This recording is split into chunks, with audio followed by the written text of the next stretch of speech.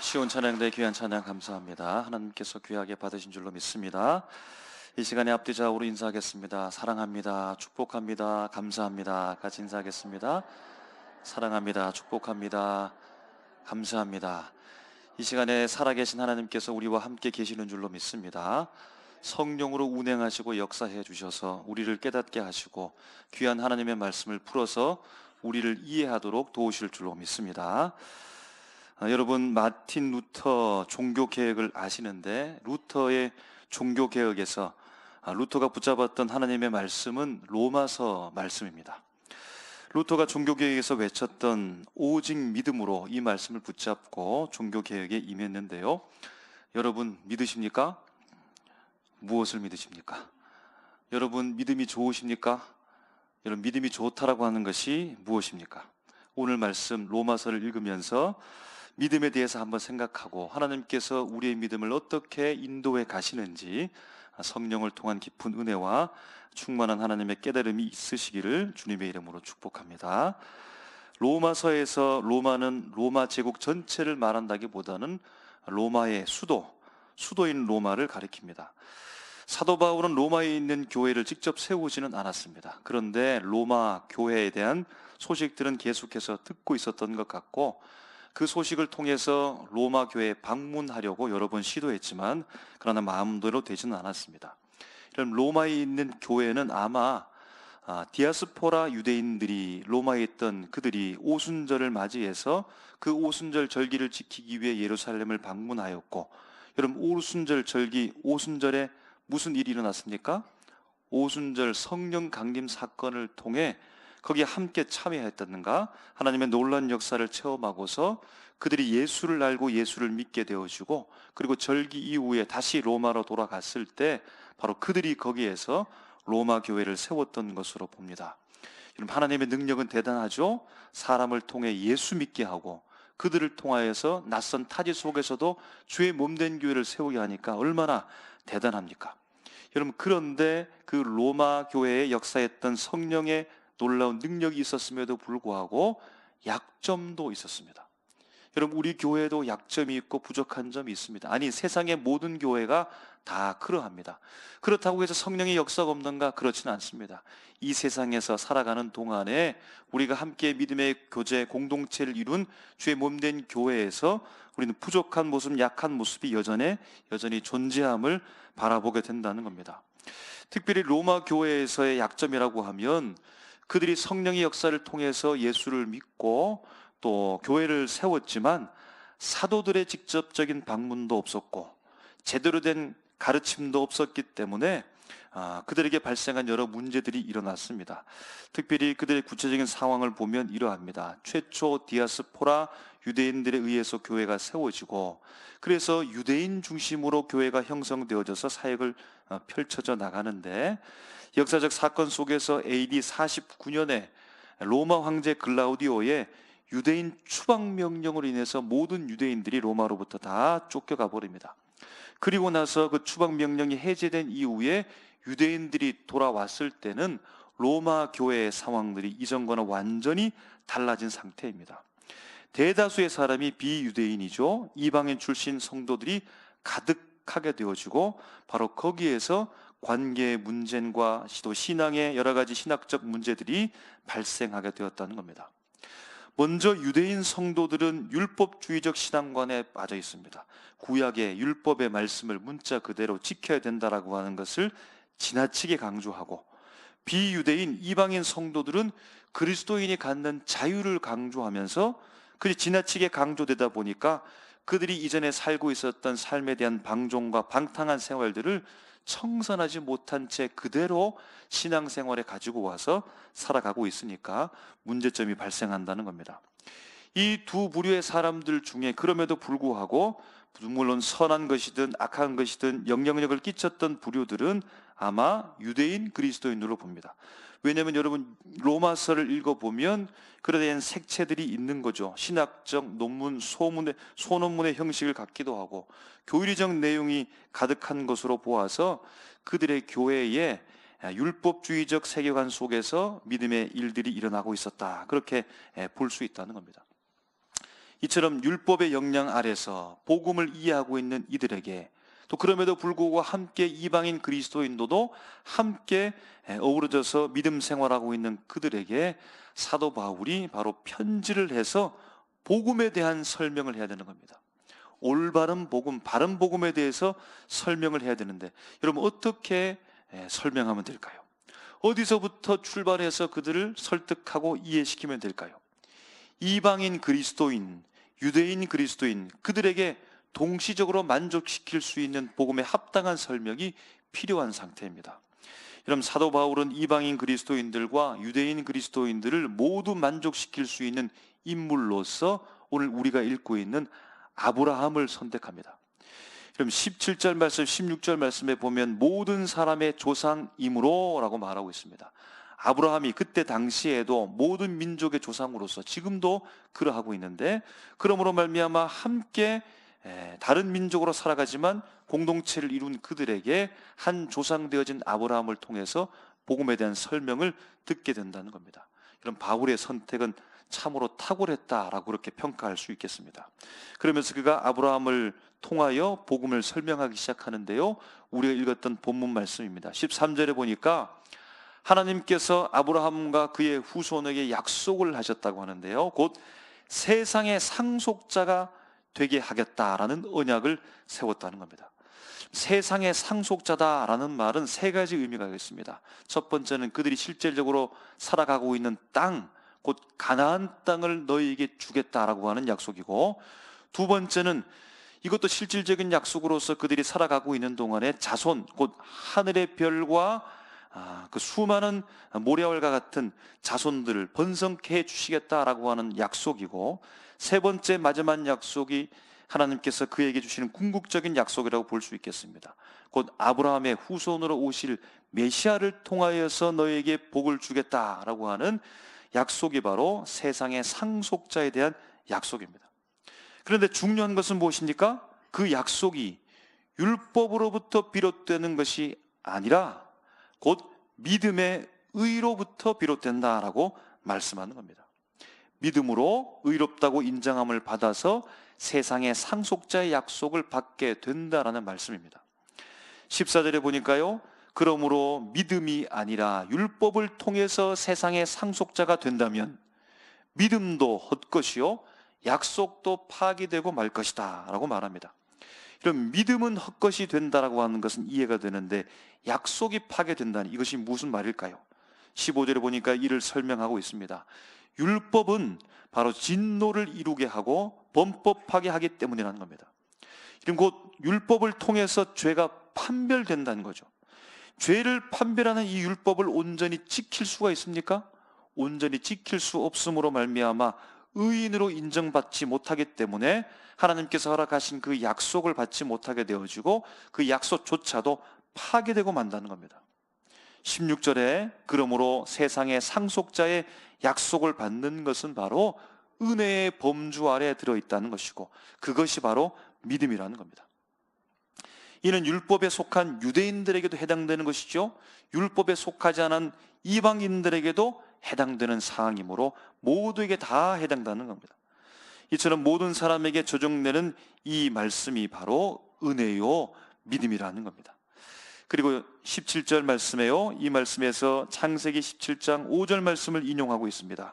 이제 후로는 내 이름을 아브라함이라 하지 아니하고 아브라함이라 하리니 이는 내가 너를 여러 민족의 아버지가 되게 하겠다라는 약속입니다.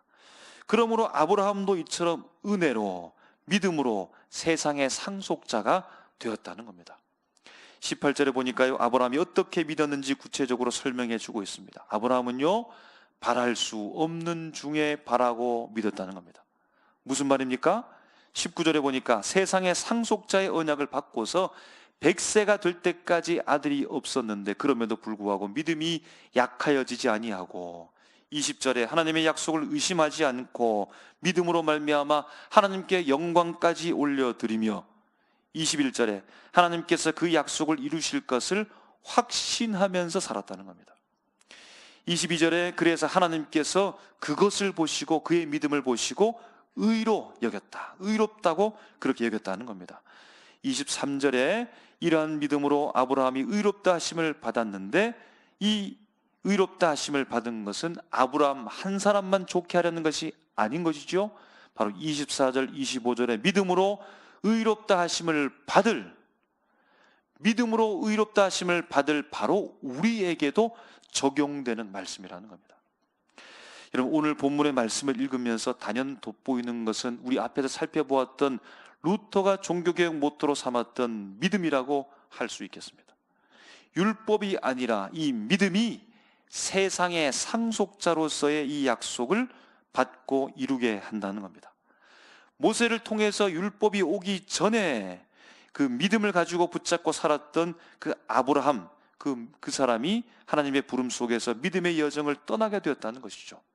그럼 하나님께서 아브라함을 어떠한 믿음으로 인도해 가고 계실까요? 오늘 본문 말씀 속에 세 단계로서의 믿음의 여정을 우리에게 소개시켜 주고 있습니다. 아브라함의 첫 번째 믿음의 여정은 13절이라고 할 수 있는데, 그에 적용되는 말씀이 창세기 12장 1절부터 3절까지 유명한 말씀 우리가 알고 있죠. 창세기 12장 1절부터 3절까지의 말씀을 한번 우리 다 같이 읽어보도록 하겠습니다. 시작. 여호와께서 아브라함에게 이르시되 너는 너의 고향과 친척과 아버지의 집을 떠나 내가 내게 보여줄 땅으로 가라. 내가 너로 큰 민족을 이루고 내게 복을 주어 내 이름을 창대하게 하리니 너는 복이 될지라. 너를 축복하는 자에게는 내가 복을 내리고 너를 저주하는 자에게는 내가 저주하리니 땅의 모든 족속이 너로 말미암아 복을 얻을 것이라 하신지라. 아멘. 여러분 믿으십니까? 약속이 아브라함에게 주어지고 이제 믿음이 시작되고 있는데, 하나님의 제안이 참으로 마음에 듭니다. 왜냐하면 큰 민족을 이루게 해주겠다. 너의 이름을 창대하게 해주겠다. 너를 축복의 통로로 삼겠다. 너를 대단한 사람으로 만들어주겠다라고 하니까 여러분 얼마나 좋습니까? 하나님의 이러한 제안이 얼마나 매력이 있습니까? 아브라함이 그곳에 살고 있었던 그 땅은 우상 숭배를 하고 우상을 만들고 있었는데, 이것을 다 청산하고 비록 낯선 신이지만 그 하나님을 따라 나서는 그 믿음의 여정은 그에게 대단한 매력으로 느껴졌다는 겁니다. 그러므로 하나님께서 그에게 제안하고 그를 따라 나서게 했던 이 모든 일련의 일들은 충분히 이해가 되고 설득력 있는 말이라는 겁니다. 아브라함의 두 번째 믿음의 여정을 따라가 보면요, 16절이라고 말할 수 있는데, 그에 해당하는 말씀으로서 창세기 15장 2절에서 5절까지의 말씀입니다. 그럼 이 말씀도 함께 우리 읽어보겠습니다. 시작. 아브라함이 이르되 주 여호와여 무엇을 내게 주시려 하나이까? 나는 자식이 없사오니 나의 상속자는 이 다메섹 사람 엘리에셀이니이다. 아브라함이 또 이르되 주께서 내게 씨를 주지 아니하셨으니 내 집에서 길린 자가 내 상속자가 될 것이니이다. 여호와의 말씀이 그에게 임하여 이르시되 그 사람이 내 상속자가 아니라 내 몸에서 날 자가 내 상속자가 되리라 하시고, 그를 이끌고 밖으로 나가 이르시되 하늘을 우러러 무뼈를 셀 수 있나 보라. 또 그에게 이르되 내 자손이 이와 같으리라.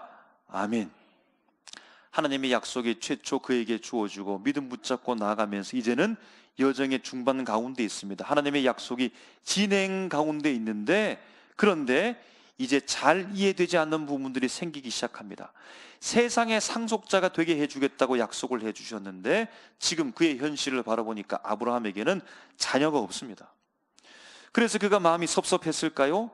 생각해 보는 겁니다. 어떻게 하나님께서 나를 통해서 세상의 상속자로 삼으시고 그 약속을 이루어 가실까라고 보니까 그의 집안에 함께하고 있는 다메섹 사람 엘리에셀이 있는데 이 사람을 생각하는 겁니다. 그런데요, 하나님께서 그 밤에 아브라함을 불러내서 밖으로 향하여서 하늘을 보여주면서 저 무뼈를 바라보시면서 하나님께서 아브라함에게 용기를 주는 겁니다. 아브라함이 잘 이해되지는 않지만 하나님께서 그에게 용기를 주시니까 다시 한번 믿음의 길을 따라서 하나님과 함께 그의 여정을 시작하는 겁니다. 이제 마지막 세 번째 여정을 보면 19절이라고 말할 수 있는데요, 적용되는 말씀은 창세기 17장 17절입니다. 우리 다 같이 한번 읽겠습니다. 시작. 아브라함이 엎드려 웃으며 마음속으로 이르되 100세 된 사람이 어찌 자식을 낳을까? 사라는 90세니 어찌 출산하리요? 하고 아멘. 여러분, 이제는 아브라함이 웃음밖에 나오지 않습니다. 웃음밖에 나오지 않습니다. 헛웃음밖에 나오지 않습니다. 아브라함은 100세가 되었고 사라는 90세가 되었는데 사라에게서 태어난 아들이 없습니다. 19절에서 말씀하고 있는 바와 같이 몸이 죽은 것 같이 되어서 더 이상은 이세를 기대할 수 없습니다. 소망할 수 없는 상황 가운데 이르렀다는 겁니다. 여러분, 우리는 아브라함의 믿음의 여정을 함께 지금 따라가고 있는데요, 마지막 세 단계에서 꾸준히 이어지고 있는 하나님께서 그에게 보여주고 있는 가치가 무엇입니까? 바로 믿음의 가치라고 할 수 있겠습니다. 처음 시작하는 단계로부터 세 단계에 이르기까지 모두 하나님을 향한 믿음을 이야기하고 있다는 겁니다. 그럼 여기서 또 한 가지 발견되는 것이 있는데, 그것이 바로 하나님에 대한 이해라고 할 수 있겠습니다. 갈대아 우르에서 아브라함을 부르실 때 자신을 부르시고 우르를 떠나는 것이 아브라함에게는 충분히 이해가 되었습니다. 그를 대단한 사람으로 만들어 주겠다고 하니까 얼마나 매력적입니까? 하나님을 따라 나설 수 있습니다. 충분히 이해가 되었습니다. 그런데 두 번째 단계에서 시간이 흐르는데도 아들이 없는 겁니다. 그럼 그것에 대해서 하나님께서 용기를 주었지만 여전히 그 마음속에는 잘 이해가 되지 않기 시작합니다. 하나님께서 하시는 한 행동이, 하나님이 자신에게 역사하는 이 일의 과정에 있어서 하나님이 잘 이해가 되지 않는다는 겁니다. 그래도 용기를 주니까, 함께 하자고 하니까, 하늘의 별들을 보여주니까 그래도 하나님을 따라 나섭니다. 그리고 마지막 아브라함이 100세가 되고 그의 아내 사라가 100세가 되어 몸이 죽은 것처럼 되었다고 말할 때에는 하나님이 완전히 이해가 되지 않습니다.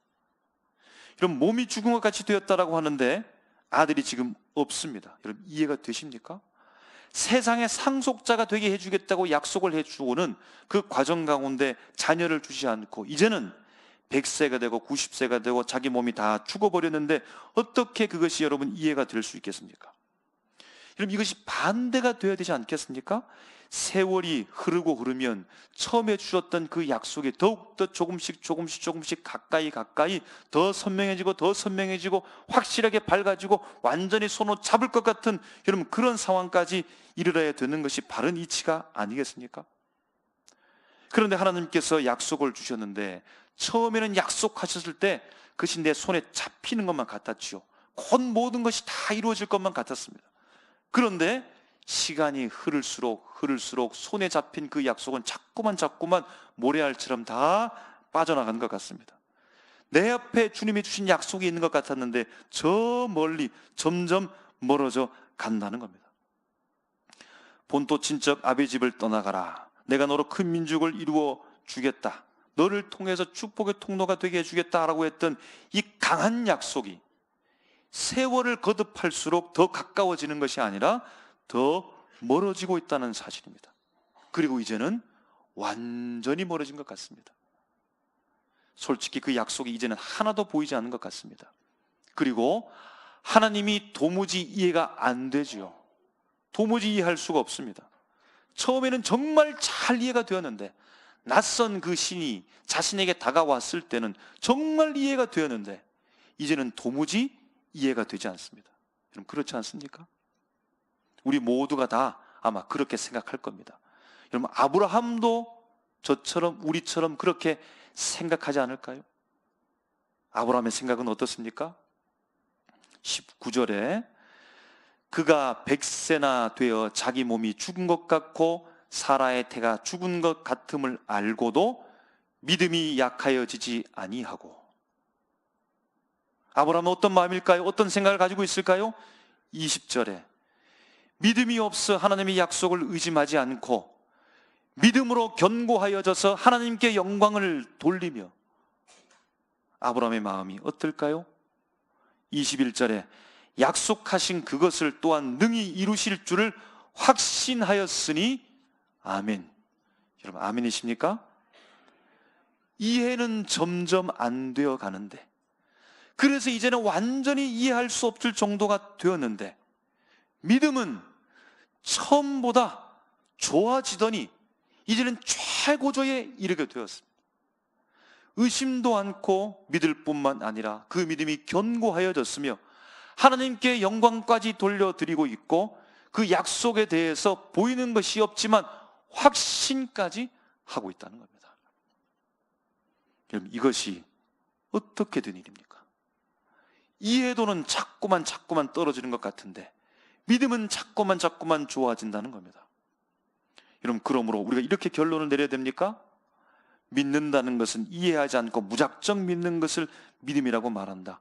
이렇게 믿어야 되는 것일까요? 믿는다라고 하는 것은 묻지도 따지지도 말고 그냥 믿어야 되는 것이 믿음이다, 이렇게 이해해야 됩니까?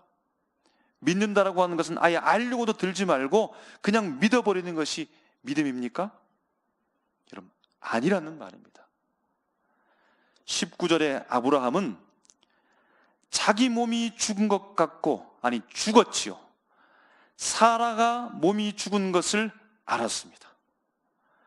아브라함과 사라의 몸이 갑자기 죽은 것이 아니라 세월을 따라 죽어갔습니다. 그러므로 그는 이미 이 예전부터 이 사실을 알고 있었습니다. 그는 이미 예전부터 그의 암 이미 이해하고 있었습니다. 그러므로 아브라함은 결코 무작정 믿은 것이 아니라는 겁니다.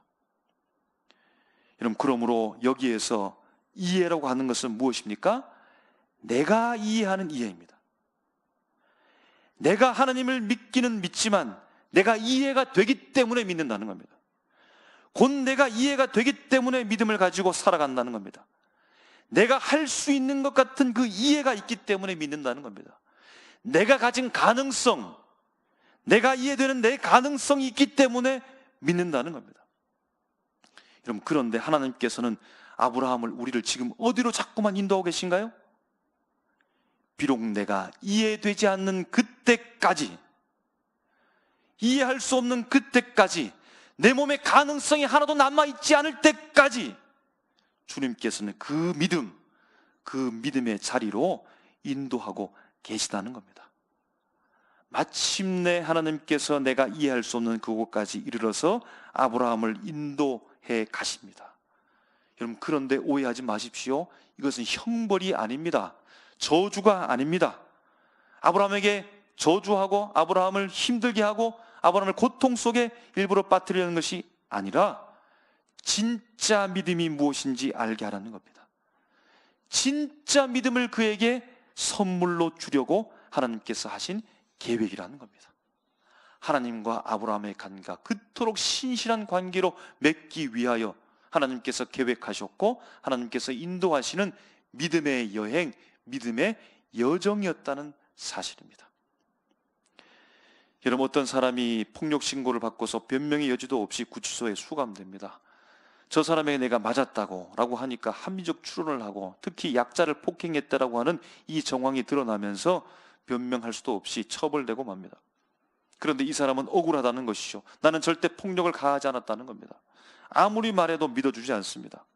그런데 그를 믿어주는 한 사람, 어머니가 있습니다. 그 아들을 어머니는 믿습니다.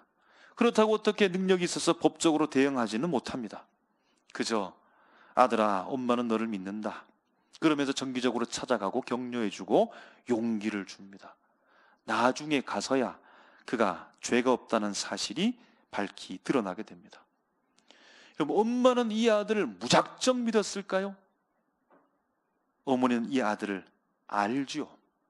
알고 이해하면서 믿었는데, 그런데 그 믿음은 이해를 넘어선 사랑으로 아들을 믿은 것이죠. 여러분, 이해하지 말고 무작정 믿으라는 말이 아닙니다. 이해는 믿음의 반대를 말하는 것도 아닙니다. 믿음은 이해할 수 없는 비이성적인 영역에 있다라는 말도 아닙니다. 믿음은 이해를 극복한다는 겁니다. 믿음은 율법을 극복한다는 겁니다. 믿음은 계명대로 살아야 되는데, 구약의 말씀의 문자대로 살아야 되는데, 그 정도는 살아줘야 저 사람이 의인이고 세상의 상속자로서의 자격을 갖추고 있다고 말하는데, 믿음은 그것을 극복한다는 겁니다. 거기에서 믿음을 말한다는 겁니다. 이런 믿음이라고 하는 것은 비이성적이란 말이 아니라 이해를 넘어서고 이해를 극복하며 이해를 초월한다는 겁니다. 여러분, 우리는 어떤 사람입니까? 우리도 아브라함 같은 사람이 되었습니다. 예수 그리스도를 구주로 고백함으로 말미암아 우리도 아브라함의 자손이 되었습니다. 아브라함에게 세상의 상속자의 약속을 주셨는데, 여러분, 우리에게도 동일하게 적용하여서 그 세상의 상속자의 약속을 생각할 수 있습니다. 아브라함에게 주었던 가나안 땅의 약속은 여러분 어디일까요? 여러분, 교회라고 할 수 있죠. 아브라함에게 주셨던 번성이라고 하는 그 약속은 무엇일까요? 가나안 땅에서 번성이 무엇입니까? 교회에서 믿음의 사람들과 함께 만나면서 번성해 가는 것이 아니겠습니까? 아브라함에게 주셨던 그 메시아의 약속은 무엇입니까? 우리에게 주어진 하나님의 나라이죠. 예수 그리스도를 통한 하나님의 나라. 예수께서 마침내 재림하실 그때를 바라보면서 우리가 나아가고 있다는 겁니다. 천국의 약속을 받고서 주님께서 우리를 붙들고 천국을 향하여 지금 믿음의 여정, 사명의 길을 여러분 우리가 가고 있는 중에 있습니다. 여러분, 그 여정 가운데 하나님이 어떻게 이해되시나요? 하나님이 어떻게 보이십니까? 시간이 지나면 지날수록 하나님이 다 이해되십니까? 하나님의 그 고귀한 섭리, 일하심, 세상의 움직임, 사람들과의 만남과 관계 속에서 펼쳐지는 여러 가지 복잡한 일들이 여러분 낱낱이 다 고백되어지고 완전히 이해되어지고 하나님은 이러한 분이라는 사실들을 여러분 정확하게 판단이 되십니까?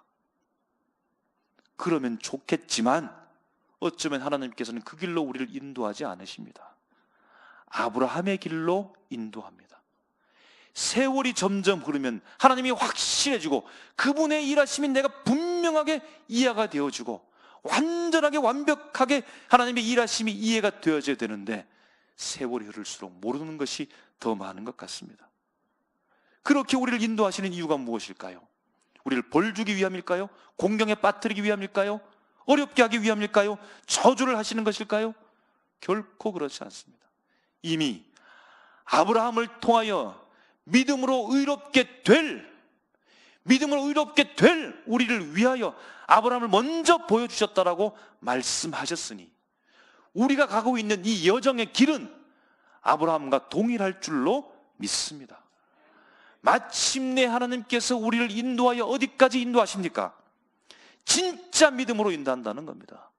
진짜 믿음, 살아있는 믿음, 나의 가능성 때문에 믿는 믿음이 아니라 내가 할 수 있기 때문에 믿어주는 것이 아니라 내가 할 수 있는 어떤 힘이 있기 때문에 이 정도는 내가 할 수 있겠다 그렇게 믿는 것이 아니라 내 몸이 다 죽는 상황 속에서 다 죽어버리는 상황 속에서도 여전히 아브라함이 어떻게 믿었습니까?